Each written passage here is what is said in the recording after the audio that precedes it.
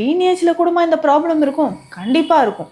அதாவது உடல் உஷ்ணம். ஸோ உடல் உஷ்ணம் அப்படின்னு சொல்கிறது இன்றைய காலகட்டத்தில் பெண் குழந்தைகளுக்கு நிறையவே இருக்குது. ஸோ பேரண்ட்ஸ் வந்து நீங்கள் தாய்மார்கள் கேட்டு பாருங்கள்.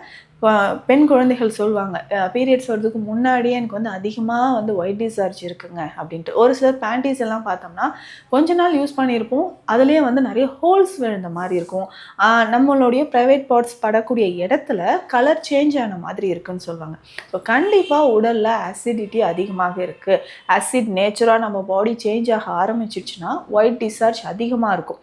ஸோ இந்த கம்ப்ளைண்ட்ஸ் இருந்ததுன்னா கவனமாக நம்ம உணவு முறையில் மாற்றம் அதிகமாக செய்யணும். ஏன்னா பெண் குழந்தைகளை பொறுத்த வரைக்கும் இந்த டீனேஜ் அப்படின்னு சொல்கிறது ரொம்ப ரொம்ப இம்பார்ட்டண்ட்.